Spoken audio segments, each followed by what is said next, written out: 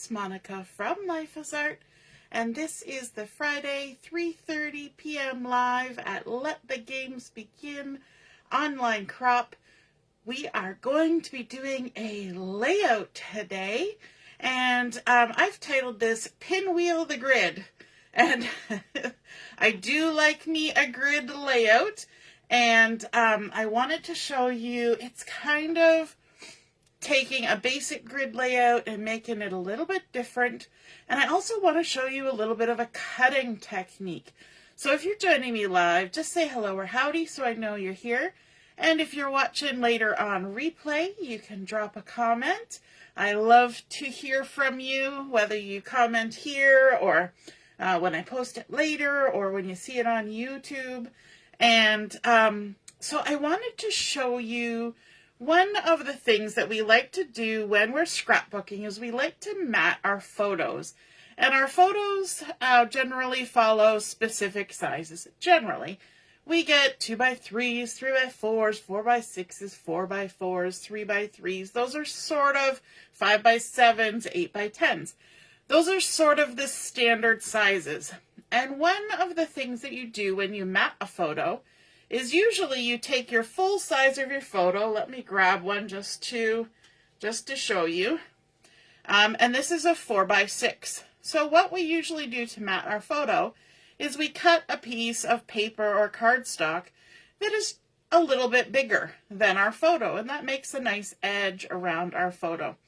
But what happens when, especially you're using a 4x6 or a 5x7, is that if we cut our mat a little bit bigger than this, we would need, say, a 4 1/4 by 6 1/4.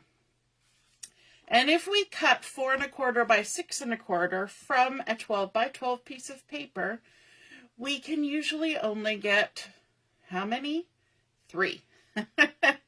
And same with 5x7. We can usually only get 3 just because of the dimensions. But there is a way of cutting, and many of you might know this already. There is a way of cutting these so that you can get 4 out of a sheet of paper. So I wanted to show you that today because I think it's a very good trick to know, and it's not terribly hard, but it's a technique you just need to know. And and it kind of falls along the lines of what we're talking about today, which is pinwheeling the grid. So let me take some photos here. So if I'm cutting this with an edge, I'm going to put a photo there, and I'm going to put a photo there, and then I can't put another one there because I've run out of space. So then I can put one over here like this, but that's it. I can't fit any more on here. However, if I take this photo and then put this photo, and then I put this photo, and then I put this photo, you can see that I can now get all 4 of these photos on here and cut mats for them. And we put them on in a pinwheel fashion, right? They're kind of all turn, turn, turn, turn. So I wanted to show you how to cut that and give you an idea. So if we're going to do a 4 1/4 by 6 1/4 photo mat, what we would do is we would start over here and we would line up our sheet at 6 1/4. And I'm actually, we're going to do 6 1/4, 6 1/4. And then I've got my trimmer here that has markings on it. We've got a little ruler. So I'm actually going to move my cutting blade to 4 1/4, although I can't see very well. So 4 1/4 down, and we're going to cut up. So we've cut a 4 1/4 inch length. Okay? And then what we're going to do is we're going to turn it this way, and we're going to cut 4 1/4 off this side. So to use our measurements over here, we could flip it over, but I don't want to flip it over. So we're going to go 1, 2, 3, 4, 4 1/4, which puts us at 7 3/4 on our little ruler here. And we're going to trim down to the 6 1/4, which is right there. Okay, so we've cut our first little mat. Then we're going to turn, and we're going to do the same thing. I'm going to turn it around like this, and we're going to line it up at 6 1/4, and we're going to put our measurement down at 4 1/4, right there. And then I can turn. This gets hard because this is cut off now. So we can turn it this way and put it at 4 1/4 because we're cutting this. So we've already got our 6 1/4 length, and now we need our 4 1/4 here. So 4 1/4.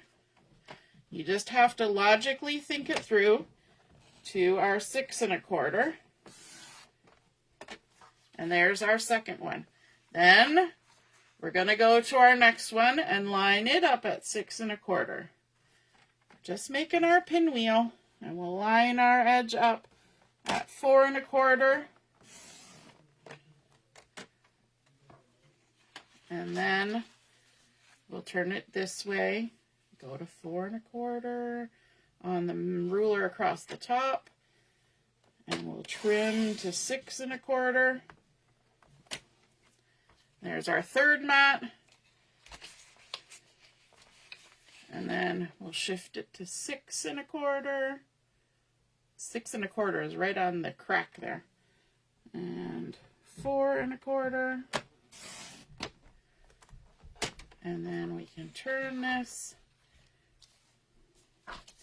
Which way are we going to turn it? We're going to turn it because we got all the dangly bits. We'll just tuck it up in there like that at 4 1/4.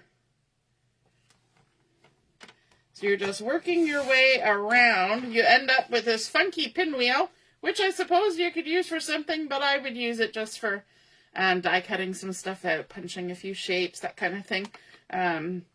Heat embossing some sentiments, that kind of stuff. So throw it in your scrap bin. And now you have your 4 mattings cut out of one piece of 12 by 12. And we cut them out in this fashion in a pinwheel. Okay?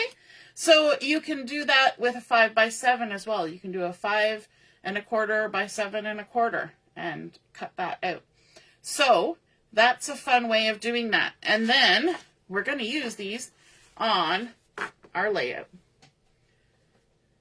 So for our layout today, I'm going to be using one of the Designer Series papers from the Hobby Haven pack. And this particular one is the one, it's got all sorts of spa things on the back side. Now, I'm not a spa going kind of person, so I'm not going to be using this side. I'm going to be using the other side. And the reason why I picked this is it works well with the colors of my layout, but it also works well with the theme of my layout that I'm going to be doing. Now, this has this design going on an angle, and psychologically, if you have a diagonal that starts low on the left and goes high on the right, it has an uplifting feeling for your mental well-being because you feel like things are going up. If you have it turned the other way where it's going down over here, it kind of makes you feel a little melancholy. So if you're going to use a diagonal like this, might as well have it going on the up and up, right? So that's a little bit of psychology there for fun. Oh, for fun. So I have my photos, and I've got my photo mats, and I think I'm going to work with just the mats for now because my photos are kind of shiny. So we're going to start by adding these on. Now, I cut my photo mats just slightly smaller than what I showed you in the video. In what I cut mine at was 4 1/8 by 6 1/8. So now I have 4 1/4 by 6 1/4 mats ready to go for my next thing. So I am going to create my layout in a pinwheel style, just like we cut out the photo mats. And I really like a grid. And so I'm just going to put my photo mats on here to get started. This is the early Espresso, which is a coordinating color with Hobby Haven. And I want to create this sort of design, which is very similar to how we cut it. We're just leaving a little less space in between. And we do have a blank in the center, but we are going to fill that. No worries. But what I want to do, I did stick my paper down to my mat, and I'm going to use my ruler to help me out a little bit because I've kind of predetermined that my mats are going to be 3/4 of an inch in from the edge and 3/4 of an inch up from the other side. So I'm just going to line this up so I have an inch marking on here so that my ruler is ending on an inch. So that's going to help me. And all I'm going to do is I'm going to take this first one. I've already got my adhesive on there. And I'm going to take my backings off. And then I'm going to use my little ruler to help me so I can come 3/4 of an inch up. And I'm already 3/4 of an inch in. And there we go. Just line that up, ticky-boo. And then we can do the same thing over here. When you're working with a grid, you can help yourself out by drawing pencil lines or just about anything to help you get that on there. All right, let's see. 3/4 of an inch down from the top and 3/4 of an inch in from the edge. Lovely. And now we can turn this around, come to the other side, and mark our 3/4 of an inch in. Make sure that I'm lining up on a number, on a solid inch. So that makes it easier for me to determine my 3/4 of an inch vertically. Okay. 3/4 of an inch, and all you do is butt it up to your ruler and then lay it down, and it should be where you want it. That's the joy of a ruler. Now, you might have something a little fancier than mine, a T-square ruler or something like that, and those are wonderful. And so if you have that, that works great. I just make sure that mine doesn't shift as best I can. All right, 3/4 of an inch. Stick it down. Ta-da! Now, I know a lot of people kind of panic when they think about a grid because they think, oh my gosh, it's never going to be straight. And that might be true. And then you just make your grid always wonky. But rulers do help. They really do. Now I've cut another little piece of early Espresso, and this is 1 3/4 of an inch. And I'm going to tuck that in the space in the center. So all I have to do is center that in the space that's left. And of course I cut it out of the leftover scrap paper from when I cut my photo mats. So 1 3/4, and it should line up and fit with nice even spacing. How fun is that? Okay, now we have a lot of brown going on, but again, our photos are going to be nice and big. So I want to create a few things here. Let me just see. Where am I going? What am I doing? One of the things I want to create, besides having photos on here, is I want to put the title of my page. And I did something a little bit different with the title of my page. I've gone ahead and cut some more of that lovely Hobby Haven. This is the one that's got all sort of the crafty little things. It's got sewing machine and knitting and patterns and pin cushions and embroidery and an iron and scissors. There's also paintbrushes and pencils and glue and pins and all sorts of things on here. And I have cut it the same size as my photos, a 4x6, but I'm using the background pattern. And I'm going to line it up here. Just check my spacing and stick that on, because this is going to be our title spot. This is a single page layout, and we are going to get 1, 2, 3, 4, 5, 6 photos. 6 photos on here. Pretty sure 6. So, but I wanted to put the title of where we were. And for me, that meant I was just going to go ahead and download the logo off of the interwebs. So I used my photo printer and I printed out, these pictures were taken at the McMichael Gallery in Vaughan many years ago. As you will see from the photos, Julia was in a stroller. So many years ago. She's now 15. So, so I went ahead and grabbed their logo. And you know what? When you're scrapbooking, that is a great way to get information. Either picking up a little information booklet or something while you're at the location, or finding it on the internet. Even if you get home and then you're like, oh, I didn't take a picture of the outside of the building. Well, you know what? You can go online and you will probably find a photo of it without a whole bunch of people in the way. Even if you're traveling and you're going to some kind of historical building or a museum or something like that, quite often there's so many people in and around, because other people are visiting as well, that it makes it difficult to get a photo of what you want to get a photo of, right? You end up getting a photo with all sorts of other people visiting. So while I was on there, I also got a little bit of information about the McMichael Gallery. So it's a Canadian art gallery, and it's actually publicly funded. And it's the only publicly funded one that is dedicated exclusively to Canadian and Indigenous art, both historical and contemporary. So I thought that was interesting, and I thought that would be interesting to add to my layout. I was hoping actually this past summer to take Julia, now that she's older, and the boys if they wanted to go, although one was away all summer, so he wouldn't have been able to go, and take a look now as an older young person, an older young person, and let her look at the art gallery, because of course she's much into the arts, and I think that would be fun. So you never know. Maybe this March break we'll do like a reunion tour or something. Although it gets a little busy on March break. They have a lot of festivities. The day we were there, they were doing some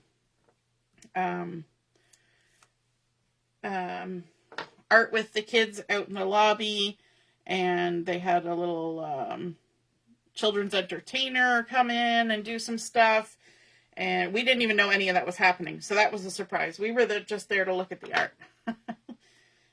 But much to our surprise, there was a whole program going on. There we go. Okay, and then I've got my photos, but I've also got from the Hobby Haven, there's 2 sheets of die cuts, and I found some interesting die cuts that relate to art that I thought would be just perfect for an art gallery. So there was a little easel and a paint palette and a little water container and brushes. And I thought, it'd be nice if the easel had something on it. So there was also this little die cut heart, which of course matches the color scheme because it's all from the same collection. So let's go ahead and add those items. I'm going to get my glue to help me with this particular one, because I also like that this one didn't have a white edge around it. So it makes sense to have it on our easel like it's part of the painting. There we go. A little tiny touch of glue. And just put that right on our canvas. Super cute. There's 2 of these because there's 2 of everything. And so I thought that would be really cute if I did a layout for Julia and had her do a teeny little sketch on there. So that might happen. All right, let's go ahead and add this onto the edge of our little title here. And then we can also add in our little paint palette maybe over here. We'll just tuck it on there. So we've created our own little embellishment, little cluster of things going on there. And then while we're chit-chatting here, I'm going to bring in some more photos. So here's a photo of Joshua with the painting that he created. Now, one of the things that they have at the McMichael Gallery is they have a huge collection of the Group of Seven. I think it might be the largest collection of the Group of Seven, which is was a group of Canadian artists who painted like the Canadian wilderness back in the day. And so it's a lot of landscapes and, of course, rocks and trees and mountains and water and lakes and rivers. And as my two boys were walking through, you know, they stopped and stared at the first one and then stopped and stared at the second one, you know, appreciating the art and all that. And then they started picking up speed, and there was actually a ramp going in. And as they're going down the ramp, they're slowly picking up speed, and they're going trees, art, rocks, trees, trees, forests, rivers, mountains, trees, forests, rivers. As they're going, they're saying things faster and faster. I'm like, okay, guys, it's an art gallery. Like, come on. no anything at the art gallery. But it was kind of cute, right? Because they were just like, yep, there's a lot of the same thing happening here. So these are pictures of the guys working on their artwork.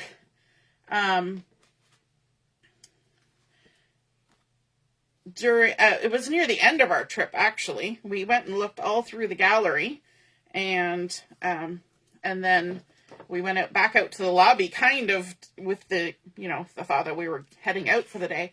And here they were doing all these art projects. So they did one where they had to like draw the headline page of a newspaper, and then they did some painting as well. So of course we took the photos, and so that we could scrapbook it later. So we've got all those on there, but I want more photos on there because I took more photos. And so we are going to incorporate on our layout a handy dandy little feature called a flip flap. And so if you've never used a flip flap before, they're made out of the same material that the page protectors are made out of. And they have a little pocket, and then they have an adhesive strip on the end. So I'm going to show you what I'm going to do with my flip flaps. I'm going to add a flip flap horizontally up here, and I'm also going to add a flip flap vertically up here. Now don't worry about that big white strip. You're not even going to see it here. So on this top one, I'm just going to shift those for now. On the top one, I'm going to add in a second photo, but I'm also going to add in a journaling spot. So I've got a piece of basic white cardstock here, and I'm just going to move my layout for a second. Where am I going to put it? Got to be careful because I got adhesive on the back. So I've got my my piece of paper here, and the Celebrate Together stamp set has got some fun things in it. So I'm going to use a few of these stamps. I'm going to use this A Day to Remember, and because it was March break, I'm also going to use Holiday Fun, right? Because it's the March break holidays, and I'm going to use this little arrow just to decorate this, but I want to leave enough space that I can do my journaling. So I've got a couple different colors I'm going to use. I'm going to use Coastal Cabana, which is the beautiful sort of turquoisey color that's in the collection, as well as Secret Sea. And so let's start with the Coastal Cabana. And I'm going to stamp the little arrow first. And there's something on my arrow. I'm not sure what it is. Something that's going to... Something fuzzy has gotten on my stamp. And... well, let's hope that's moved enough. I'm going to ink that up. I'm working well away from my face, so... and I'm going to have my little arrow pointing towards the title spot. So there's my little arrow in the Coastal Cabana. And then we're going to let that dry for half a second. And you know what? I think I'm going to do the title in the same color because it's pretty. So I've got A Day to Remember loaded up. Yes, I have used it with red before, and that is why it is now stained red. Don't panic when your photopolymers get stained. dark blues, dark reds, those will all have an effect, but it doesn't matter. They do get cleaned. It's just that the color stains it. It's good ink. So we've got our Coastal Cabana on there. And then with the Secret C, I'm going to bring in that smaller word that I pointed out before, the Holiday Fun. And I'm going to ink that up with Secret C, and I'm going to stamp it on my arrow. There we go. So we've got our little arrow pointing, Holiday Fun, and lots of space for doing our journaling. Okay, so let's bring back in the layout. How's everybody doing? You guys are so quiet this afternoon. I think you're all in need of a nap. It's a Friday. Today's my middle guy's birthday. So this is going to go in this section here inside a flip flap, and it's going to be kind of pointing towards there, but it's going to be pointing towards there like from over here, because when the flip flap opens, it will be over here. So let's get our flip flap and the photo that we want to have. Now, if you want to ensure that your photo and your journaling spot always stay in the same place, you can go ahead and tack them together. And that will make sure that they're not sliding around, they're not shifting. So let's see, that's the right way up. This is the right way up. We're just going to layer them one on top of the other. And then we're going to put them in here and turn it around. And all you do is tuck it in, just like you would tuck it into an album. Just slide it on in. This is a 4x6 flip flap, so it's made for 4x6. There we go. Okay, now I'm just going to set that there. How's the glare? Give the video a chance to catch up, because if the glare is really bad, I'll just set it aside. It's not terrible. Okay. And then I have a couple more photos that I want to add over here. I've got this one of Julia. Oh my goodness, look at with the stripy socks and everything, the little hearts around her purple corduroy pants. And then I have this one from the lobby where they have a very large totem pole on display. And so these two are going to go back to back, but they're going to flip this way. So this one underneath needs to be upside down. So I'm going to stick those two together as well. Just a little tack, because really they're not going to shift a lot inside this flip flap, but just in case, we can do it. All right, so that's right way up, and you can just kind of stand them up and stick them together. There we go. And I want to add a little something else to this particular one. We've got a lot of space here that's kind of taken up with ceiling. You know, I mean, it's a nice ceiling. It's wooden and all that jazz, but we don't need the whole ceiling. So I have, from the die cut piece page, I have this nice little flag, and I was thinking that that would be a nice little addition, kind of sort of cover up a bit of that glare there. A nice little addition there, and it's got a hole in it so you could make it as like a tag, but I don't necessarily want that. So what I'm going to do is I'm going to adhere it and then trim that little bit off. And of course I could add some writing on this if I wanted to, or add a little stamping, but what I'm going to do is I'm going to put it on like that. Trim it off. Always trim from the back side so you can make sure you're not cutting through things you shouldn't cut through. There we go. I'm going to grab another die cut to embellish this. So we have the little jar with the paintbrushes, and I thought that would be cute to go on there. So let's add that. Oops. Add our little jar and our paintbrushes, and I'm just making sure my jar is upright. Paintbrushes can be on an angle, but the jar might do better if it was upright. And then, of course, we can stick that in here in our flip flap. Just push it through evenly. Might be easier if I did it that way. If you find it's too tight to go in, it's not a problem to be tight, because that way you know it's not going to shift around, and it helps you to line it up when you're adding it to your layout. But if it's too tight, you can just trim ever so slightly, a tiny touch off.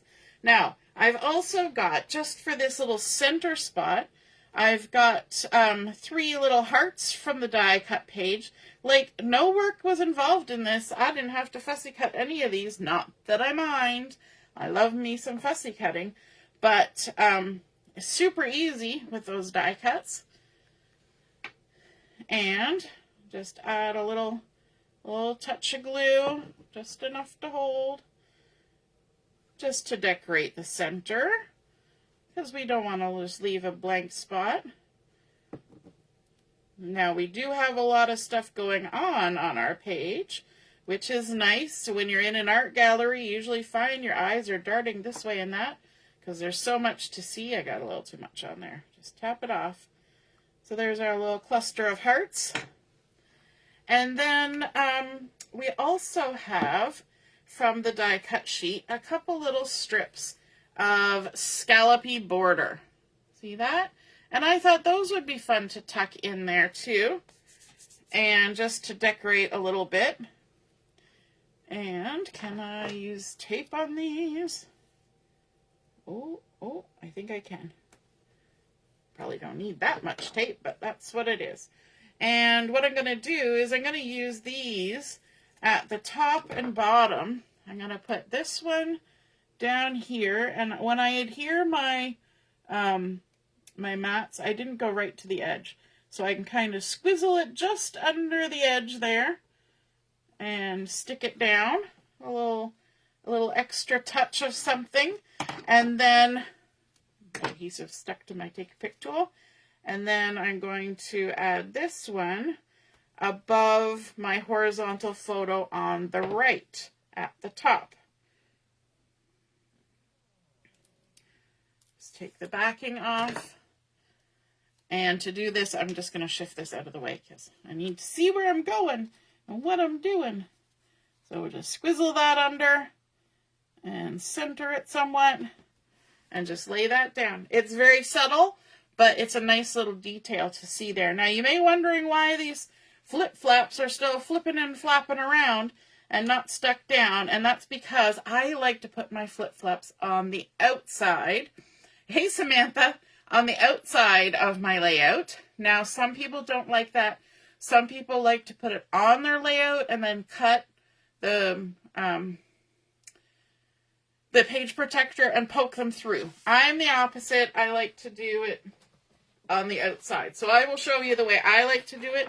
So I've got my my layout here. I've got my page protector, and it's not the Stampin' Up one, but it's the same kind that Stampin' Up has, pretty much. Pretty generic. I have to order some from Stampin' Up. Else I got to get myself an album. So we're going to tuck this into our page protector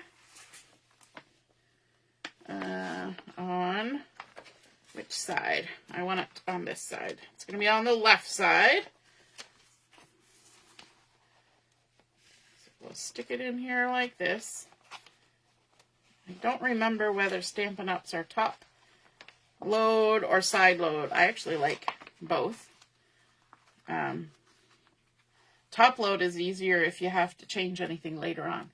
Okay, now this is probably pretty glaring, but these two are going to be going on here. I'm going to put this one on first.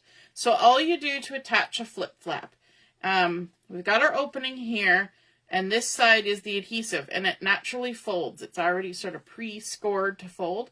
So all you're going to do is you're going to take the backing off, and this is very sticky. So you want to make sure that you're lined up wherever you're going to go before you stick it down. So I fold it behind, and then I hold my fingers there, and I stand up so I can see what I'm doing. And what I'm looking at is where my photo is underneath, because I don't mind if that photo mat is showing. around the edge because it's matting the photos on top as well. And then you just lift that up and stick it down, and there is our lovely flip flap going that way. And then this one, sorry, my face is so much closer to the camera and I might be getting a little loud, so I'll talk a little quieter. And then we're going to fold this back, and I'm going to actually turn my layout because this is more natural. Line it up with my photo below and stick it down. And then make sure it's all stuck, and there we go. That has now completed our little layout with a pinwheel style grid reminding us how to cut those photo mats to get the most out of our cardstock. And we created our layout with the Designer Series paper, pattern paper in the background, using that uplifting angle. We also added in our printed information and title and just added it on to our Designer Series paper. We used our die cuts to embellish, even some little flags. Then we used our flip flaps to add more space and spots to journal, as well as spots for more photos. So we have 1, 2, 3, 4, 5, 6. Yes, I said 6, and there they are. 6 photos on our layout. I hope you are inspired to create a pinwheel grid like this and to use that technique of cutting out your photo mats, if you hadn't already seen that before, to get the most out of your cardstock. And thank you very much for watching, and we will see you at 7 o'clock for Chat and Craft. Talk to you then. Toodaloo. Bye.